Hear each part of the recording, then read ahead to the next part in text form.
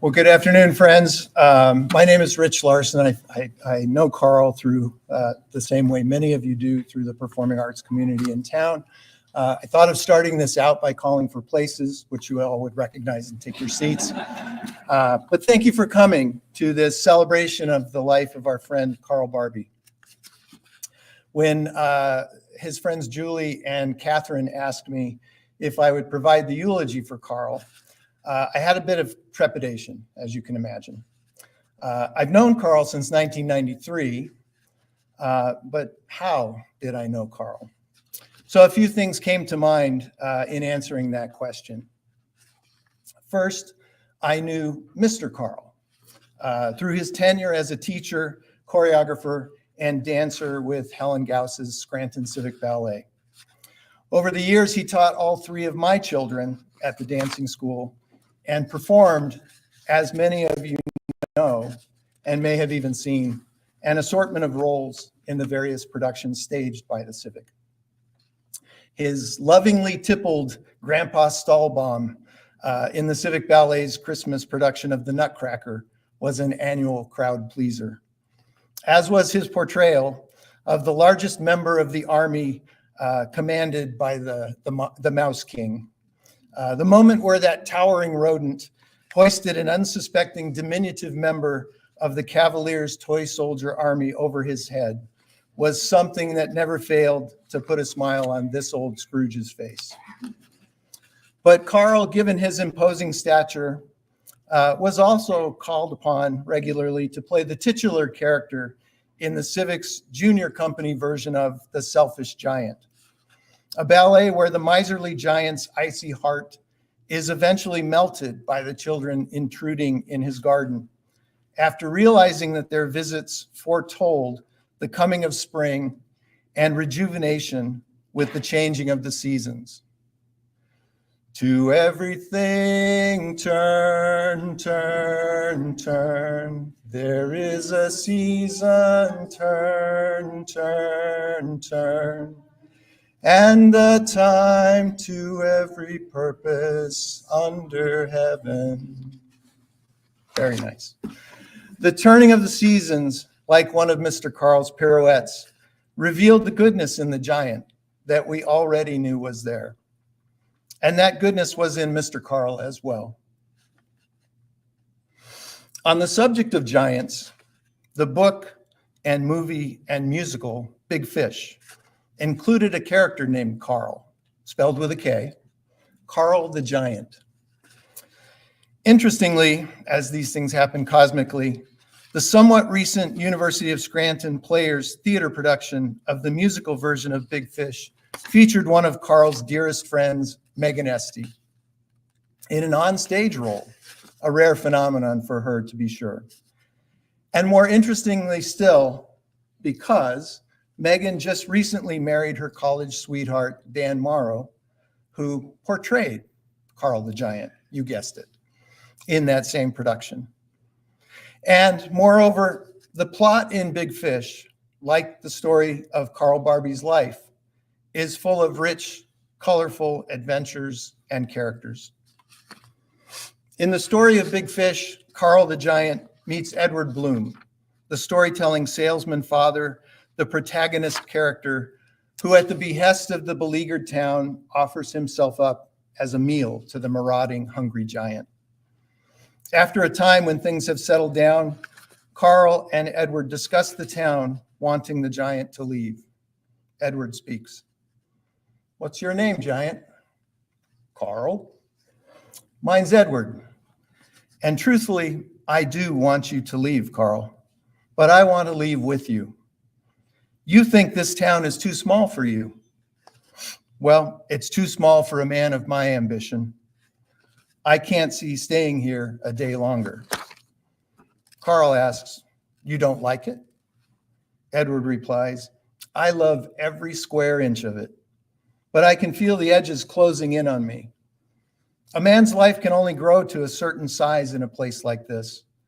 So what do you say? Join me. And the giant does. Our Karl the Giant never felt this town was too small for him. In fact, our Karl, the unselfish giant, found much fertile ground here, particularly in the arts community in which he was so deeply immersed. He did love every square inch of it. This arts garden he sowed and cultivated. He became known as a fixture in so many of our collective creative endeavors over the years, performing with the dearly departed players and their wildly popular Dunmore Cemetery tour, portraying historical characters on the Heritage Express Steamtown train excursions with his frequent collaborator and dear friend, Julie Estey. His work with the musical and theatrical productions at Act Out Theater and Kappa. His aforementioned contributions to the area dance community. His acting roles in locally produced quality film productions by Scranton Films. The list of his collaborations is too numerous to mention everyone in Karl's orbit. On a side note, if you find yourself needing a Karl Barbee fix, please refer to his appearance in the Def Leppard video, Hysteria, from 1987. He appears as one of the dancers in that video. It's sure to put a smile on your face. Indeed, our Karl the Giant was just the right size for many of our endeavors, and we celebrate his contributions and know his absence will be felt in a myriad of ways. I do know that there was also a very private Karl, a personal side that he shared on occasion with me, perhaps more so with some of you. That Karl the Giant was unassumingly sophisticated, notably cultured, fiercely intelligent, the consummate Southern gentleman. Karl possessed a quick wit and a wicked sense of humor that would sometimes belie the backwoods North Carolina, did I say it right?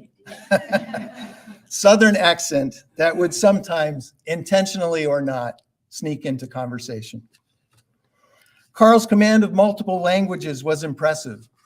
One of my sons commented that Karl was the only person he had ever met who was fluent in Icelandic. I'm sure that's true for many of us. This same son mentioned that Karl was the first person he had ever heard use the word umlaut. You know, those two little diacritical dots over a vowel in German. Using it legitimately, correctly in a sentence. His passion for language left an impression and did not go unnoticed. Karl's passion also extended to his love of animals, particularly his beloved cat, Sable, who is most certainly missing his presence at this time. During civic ballet productions he and I collaborated on during downtime, many of us have been there, right? We're holding for lights, costumes, sound, whatever it is. Karl and I, as one does in the theater, talked about food. And I came to recognize that Karl's sophistication extended to his Epicurean tastes as well, often describing exotic and cultivated pairings of food and drink, particularly cheese and wine. Yes, this Karl the Giant, Mr. Karl Barbee, was truly a Renaissance man. And to circle back to Big Fish, the character of Karl the Giant is but one of many stories told through the eyes of Edward Bloom, the protagonist, who is at the heart of the story a man who couldn't separate fact from fiction. But our Karl the Giant was real and singular, tangible and meaningful, remembered by all of us gathered here today. And to quote a line from Big Fish, when a man's stories are remembered, then he is immortal. So in closing, my hope is that our Karl the Giant, Karl Barbee, is remembered by each of us in our own special way, cherished by us for that Karl that each of us knew. As you remember Karl, please remember to dance, to sing, to act, even if it's a little silly. I think he'd like that. And at this time, I'd like to invite folks, if they wish, following the comments, to share your stories or memories about Karl with each other, to send him off with a series of encores.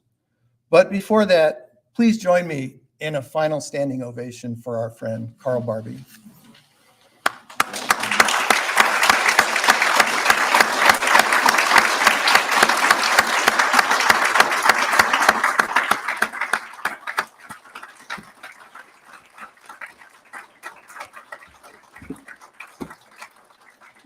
Thank you very much. If anyone wants to come up and share some stories or memories about Karl, please feel free to.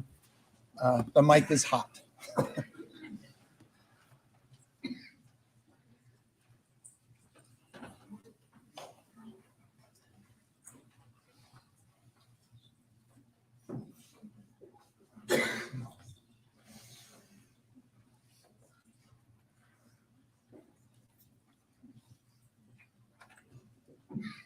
Hi, I'm Lynn.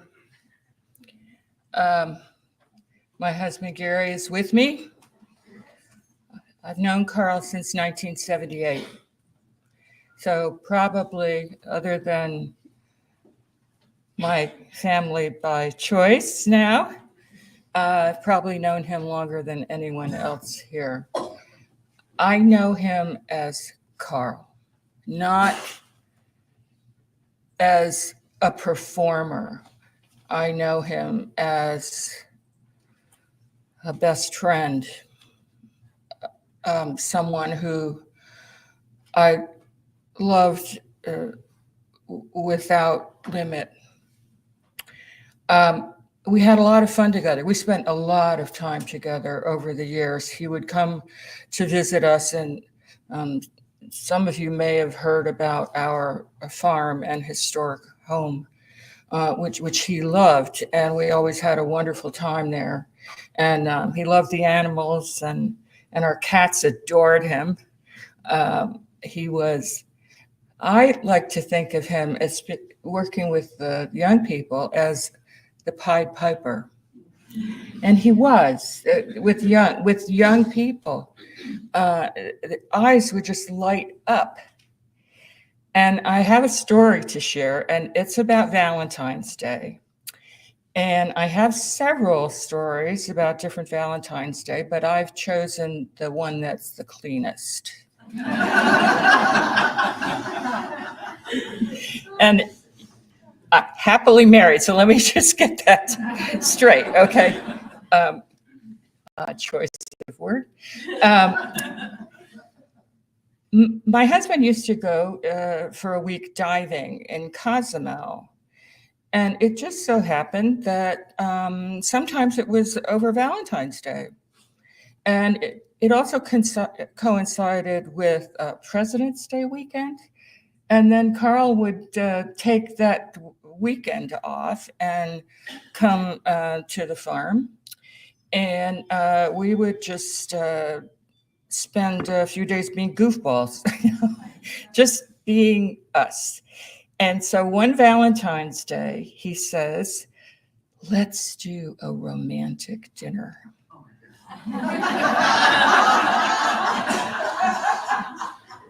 And I was all for it because I knew he meant we're going to eat and we're going to drink.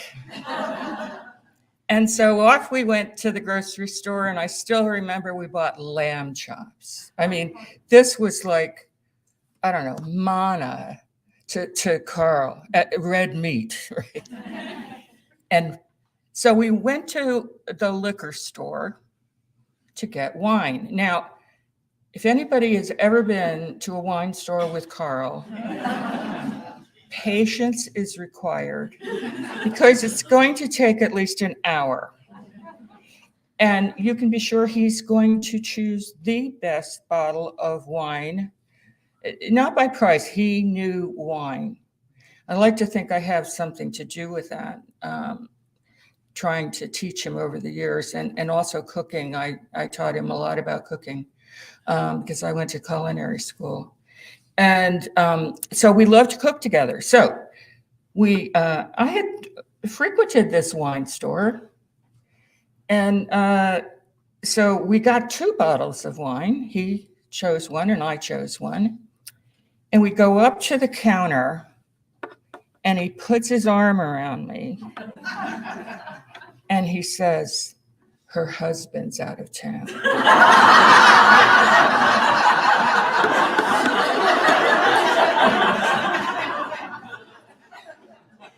Oh, thank you, Carl. That was so wonderful. Now, it gets actually better or worse depending on who you are. We had a candlelight, which is lovely, in an old stone house, and we put music on, and we had a bottle of wine with while we were cooking and with the appetizers, and then we had another bottle of wine with dinner. So by the end, I think we were pretty snockered, but happy, just thrilled, just having a wonderful time.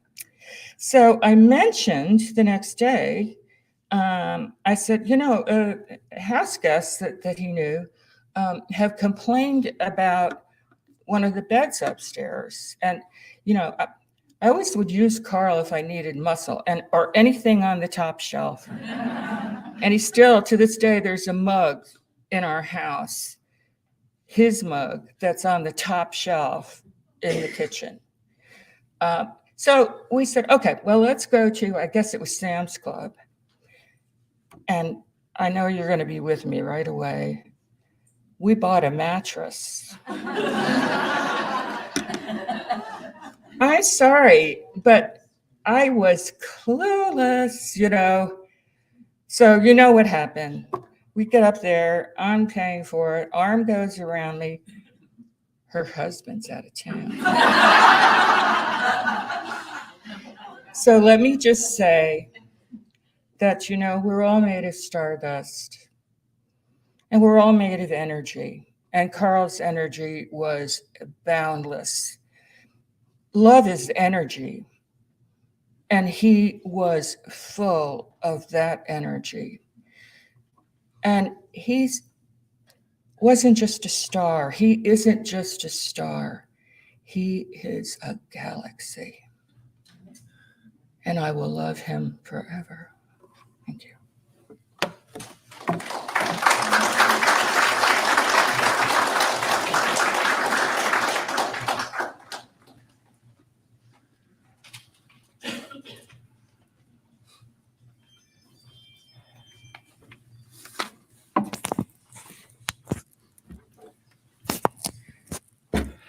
My name is Robert Powell. Carl and I were good friends for about 35 or 40 years. I had a good friend whose name was Joe Pasco, and Joe was a terrific person. I knew him for many, many years. As it turns out, Carl also knew Joe Pasco. So I met Carl through Joe Pasco. So a good friend of mine and a good friend of Joe's brought us together. It was a very nice coming together of kindred spirits. Joe and Carl really made a big difference in my life, and Carl especially. For Carl, he subscribed strongly to this wonderful statement on the cover of this playbill that we all have. I don't know whether that was Carl's idea or whether it was a member of the family, but it's a superb idea. And the subtext, "All the world's a stage." And if anybody believed that, it was Karl Barbee. Theater was a major part of his life. Performance was a major part of his life. And he performed in dance and theater all over the world. In Iceland, in Great Britain, in France, everywhere he went, he was on a stage. Performance was very important for Carl. And it made a big difference in his life and the life of other people who came in contact with him. He was just an extraordinary person. And so having All the World's a Stage on the cover of this playbill is really quite a wonderful tribute to Carl. And that statement, as you probably know, is from As You Like It by Shakespeare. And it's Jacques giving the celebrated monologue in As You Like It. Shakespeare, by the way, is filled with comments about performance. Everything in Shakespeare is about performance. In Richard III, for example, when Richard III says, a horse, a kingdom for my horse, the horse is important, but more important is Richard III wants the show to go on. Don't pull the curtain down yet, I'm not finished. And the same thing in Henry IV, before the Battle of Agincourt, his speech to the troops is inspiring in an unbelievable way. They're putting themselves at great risk, but the performance is the important part. They go to France and they beat the heck out of the French and they win the Battle of Agincourt, and history goes on from there. But Shakespeare is full of this idea of performance, and performance for Karl was a big thing. He affected the lives of so many people by his performances and by his initiation to the notion of performance for young people. Over the years, on more than one occasion, I was backstage when Karl was either directing or supervising something backstage, whether it might have been a play or a dance or troupe or of some kind of performance. And as most of you in the room know, Karl was a master at dealing with young people and helping them to cross that bridge into the realm of theater. At one point, I remember being backstage at a dance performance. I don't know where it was or when it was, but there were a lot of new people being introduced to the world of dance. And there were a lot of nerves and people were wondering, what can I do this and so on. And Karl was in charge of getting the curtain up and down. And let's say a young person whose name was Mary Jane, I'm just making that up, but Mary Jane came over to Karl as I was standing not far away. And she said, oh, Mr. Barbee, I can't do this. I'm too nervous. Mr. Barbee, what am I going to do? Karl, bless his heart, said, Mary Jane, listen to me. That curtain is going up in 3 minutes, and you're going to go out there and you're going to dance like Baryshnikov. Are you ready? The curtain went up, and out she went. The most remarkable thing about it is her life was changed forever by that experience. She crossed the bridge. She got herself together, and she grew. I've seen that happen several times with Karl. When stage fright, he knew what was going on, and he knew what he had to say to make it work, and it worked. And the wonderful thing is, the life of that young person and hundreds of young people were changed by Karl Barbee. You can't ask for a greater tribute about passing on a tradition than that. It meant a lot to Karl. He may not have said anything, but deep in his heart, he knew it was a life-changing experience for them. And he was just passing on the torch for the next generation. And I think that's wonderful. Karl was a great guy. Every one of us loved him dearly. We'll all miss him very much. And God bless Karl Barbee. Thank you.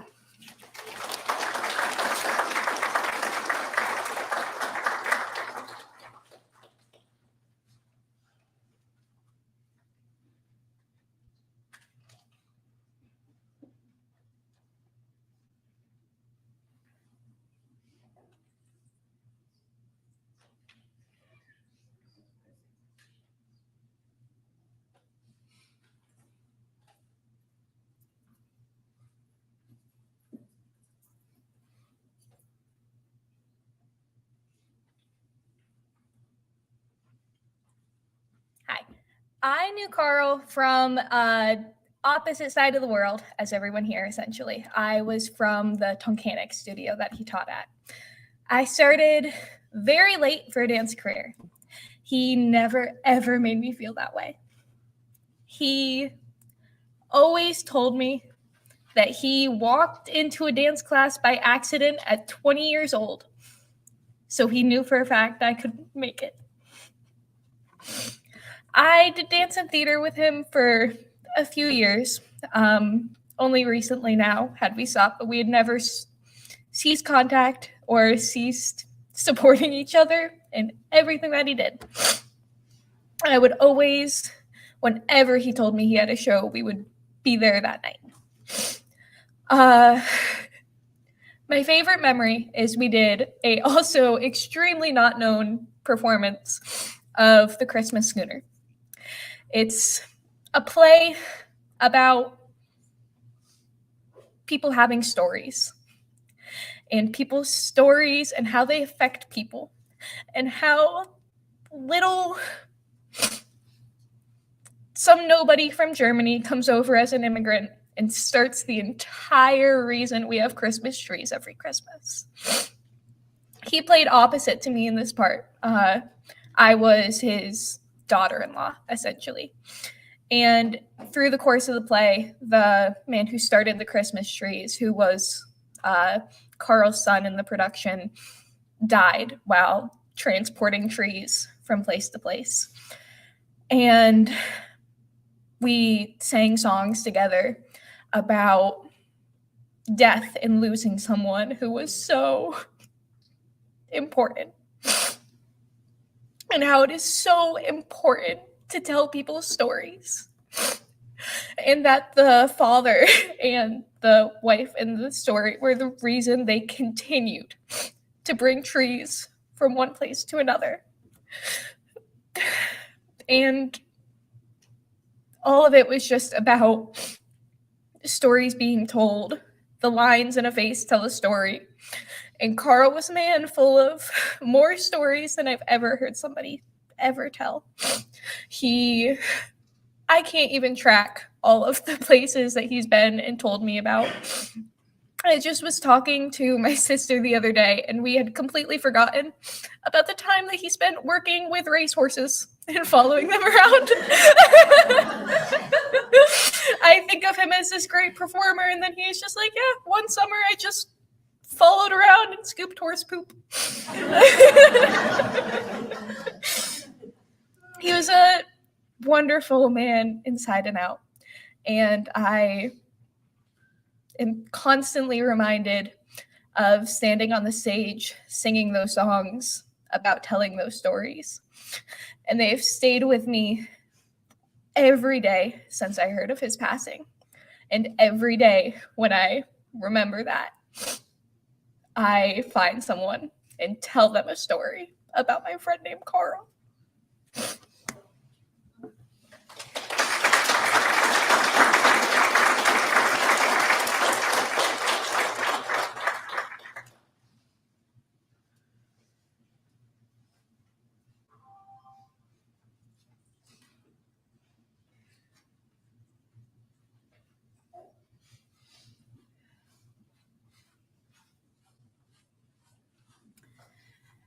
I'm going to be very short. And I am short. See, if you see the slideshow and you see me on those pictures, you'll see, Carl and I, every time we met, we always took a picture together because I'm short and he's not. But I just want to thank the family for allowing the community to do this and be part of this moment with you. I know it's extremely hard for you, and it's extremely hard for everyone because we all have just a little bit of Carl. And Rich, it was fitting that you talked about Big Fish, because that's one of my favorite films. And I never thought about it that way. And now I'm gonna watch it after I finish this. So thank you for doing this. My name is Luz, and I had the opportunity to meet Carl back in 2014 at a film set. And the last thing we did, we were at a film set.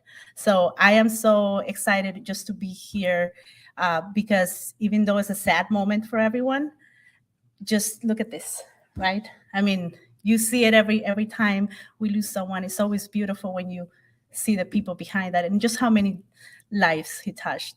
When I started seeing Facebook, I was like, wow, like I know nothing about Carl, right? I only knew my side.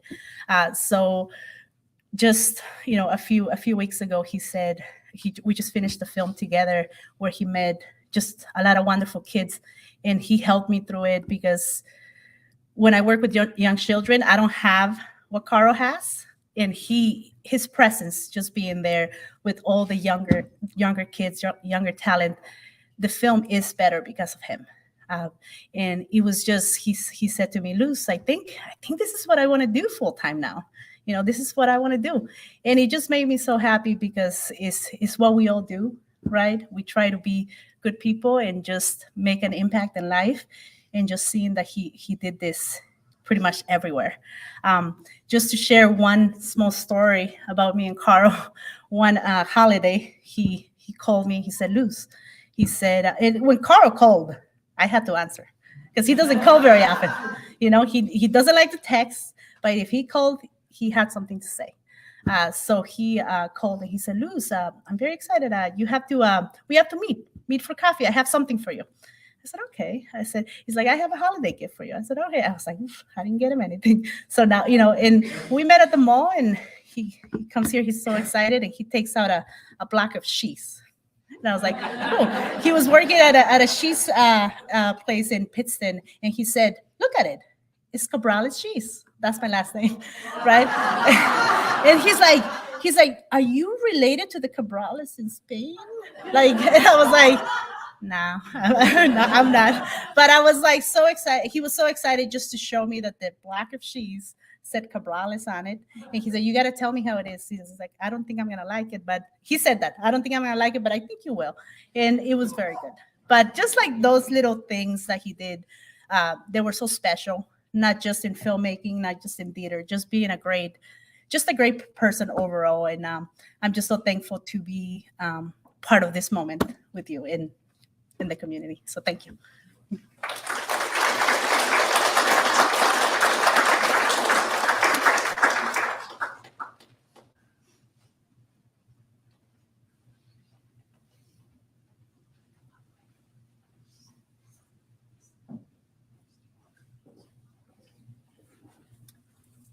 My name is Christine. I first met Carl when we did a show. I have to hold the mic. When we did a show at the Corner Bistro Dinner Theater. And he always had the opportunity to be my husband. No, I'm just kidding. But he was just a wonderful man to deal with. And I have to tell you a story about Carl too. And it's not a joke, even though that's how we would start most of our conversations. Chris, I have a joke for you. That was Carl. So I would always tell him about this place in town where they had this special pizza that was a chicken marsala pizza. And I would say, oh, me and my husband went to this place and they had this great pizza. And Carl said, oh, you keep telling me that. When are we going for this pizza? Right. So I said, okay, well, let's go Friday night. Okay, we'll go Friday. So we go and we get to the restaurant and we order the pizza. And Carl's like, what kind of wine do you have? Do you have a wine list? And everybody knows, like everybody knows a wine. Carl's got to have his. So, of course, we were at this little corner bar. They didn't have a big wine. I guess I'll have the red, he says. But we had the pizza and he absolutely loved it. And from then on, we would say, remember that time we went for that pizza? So Carl just loved food, and he loved to talk about food, and we loved to eat food, and I loved to do it with him, and I loved Carl. But if you look at the back of your playbill, there's a little poem on it, and it actually is from a song from Wicked that's called For Good. And Carl and I always had this thing. He was a great dancer, and he was a good singer. But he used to say to me, "You're just a good singer." So Carl, I'm gonna sing this little snippet of this song for you because I know that, and I'm gonna try to get through it without crying, but because I know that he would want me to sing a little something for him. It well may be that we will never meet again in this lifetime. So let me say before we part, so much of me was made from what I learned from you. You'll be with me like a handprint on my heart. And now I know whatever our stories end, I know you have rewritten mine by being my friend. like a ship blown from its mooring by the wind of the sea, like a sea dropped by a skybird in a distant wood. Who can say if I've been changed for the better? But because I knew you, I have been changed for good.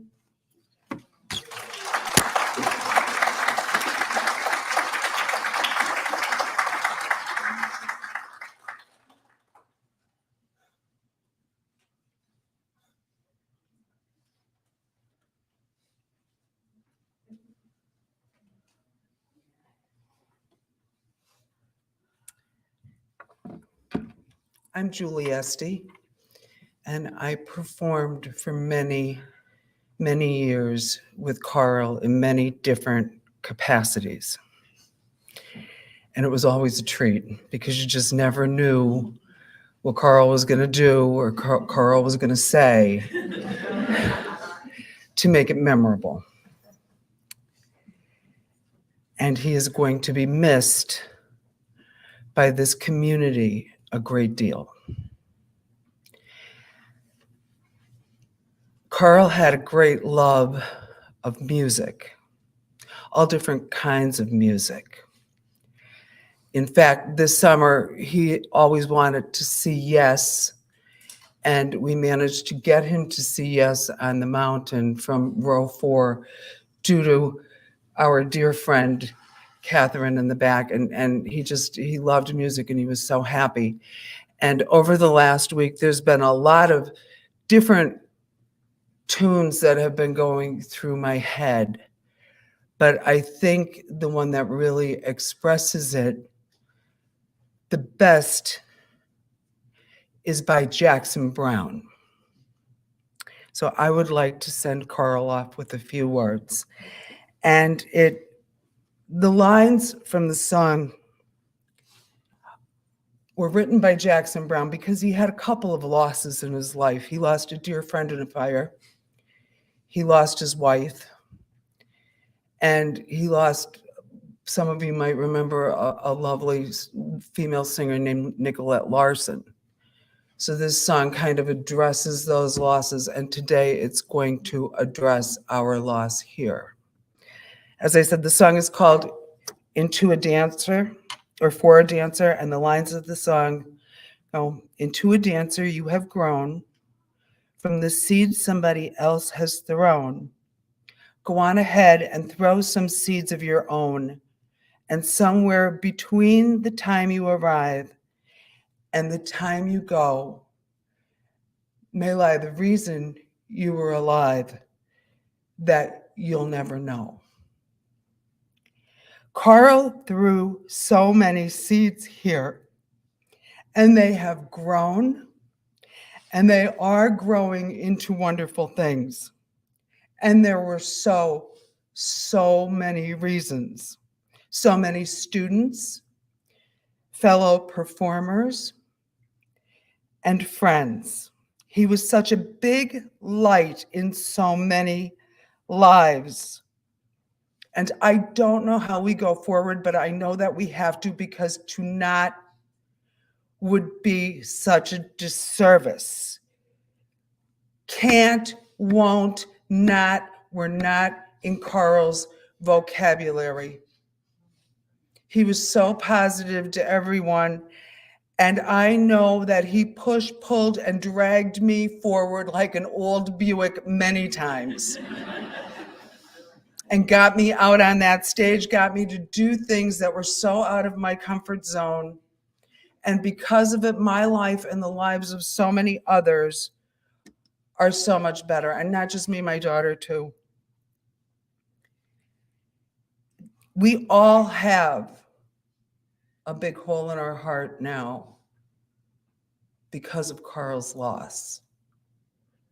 But what we need to do is take all those laughs and memories and fill that hole with them and go on and move forward. And, you know, Carl and I had many talks about the other side, and Carl thought that when it was done, it was just done. And I would say, well, I don't really think so. After spending 25, 30 years in a cemetery, there is no done. There is something more. I'm sure you found out by now that I'm right. And dude, I'll catch you on the flip side.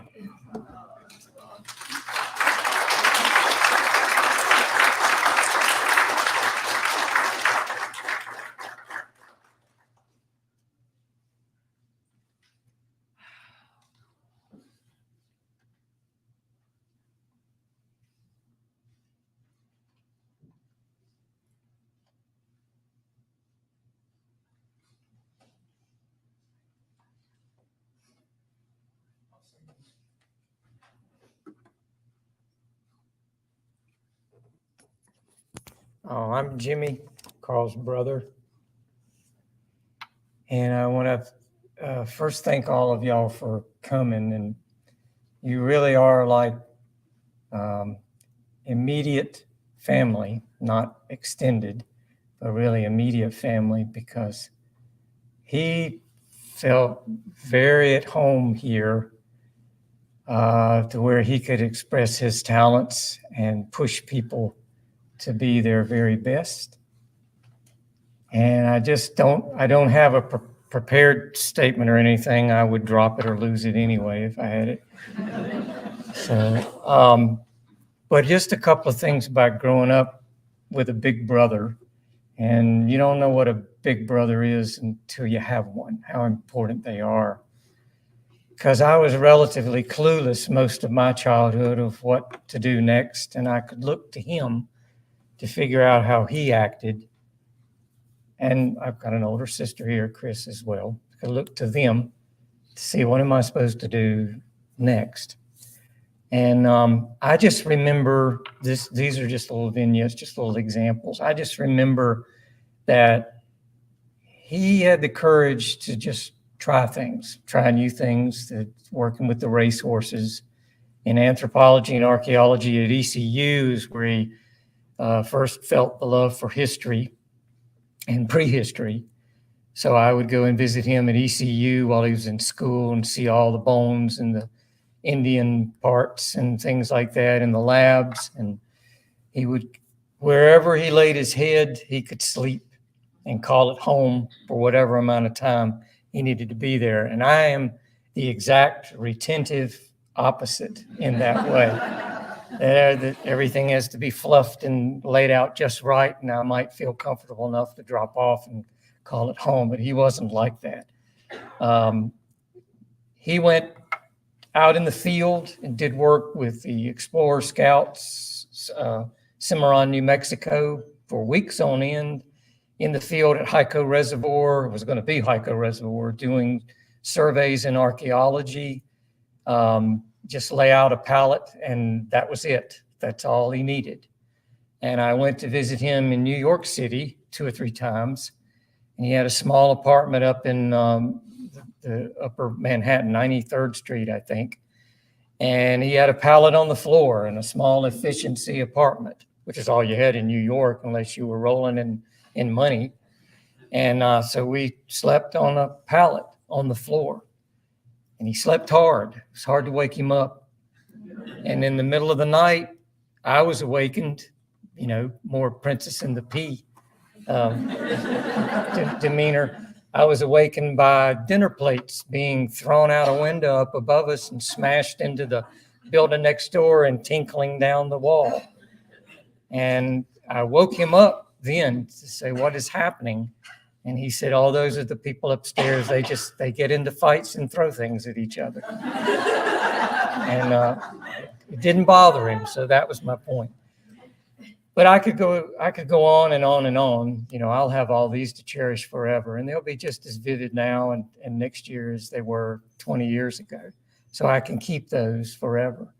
But at home, again, looking to see what he would do heavily into music. He had a Kalamazoo guitar, which was painted with house paint and was a cheap version of Gibson's. They also made Kalamazoos. That's what they call them. It's right on the headstock. And he played it and played it and played it, and he was the rock star of our neighborhood. And all the boys wanted to come over and hear Carl play and learn how to play all the popular tunes. Well, anyway, this is not a formal story or anything with a big punchline at the ending, but I just remember things like this. He played it incessantly, and that's why he learned. He just kept going and going and going. And he would go into the bathroom. And after your Valentine's story, this isn't too rogue a story for me to tell, I guess. And he would go into the bathroom and sit on the toilet and play. And play and play and play. And I needed to get in there. And I would walk by the door, and we didn't have an amplifier in there, thank heavens. But the bathtub gave it some reverb anyway, and the surround. But I would go by the door and just hear ding, ding, ding, ding, ding, ding, ding. And then I would go by 20 minutes later. Ding, ding, ding, ding, ding. And I said, when is his lead going to end here?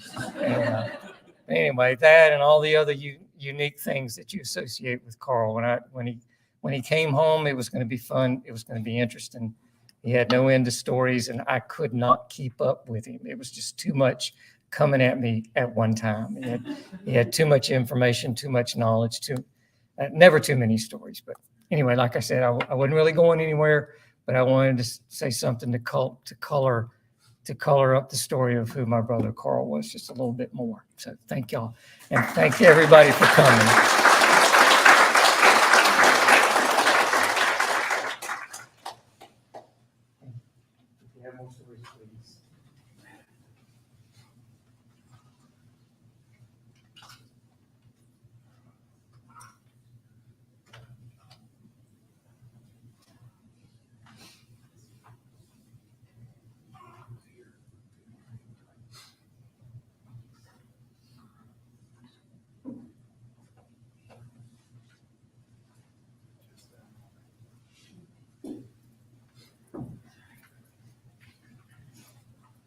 Would anybody else wish to speak?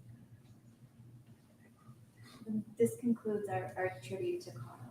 So if I can ask you, those from the back, if you wish to come forward to pay your final respects, and then we can just move on. Thank you all for your attendance.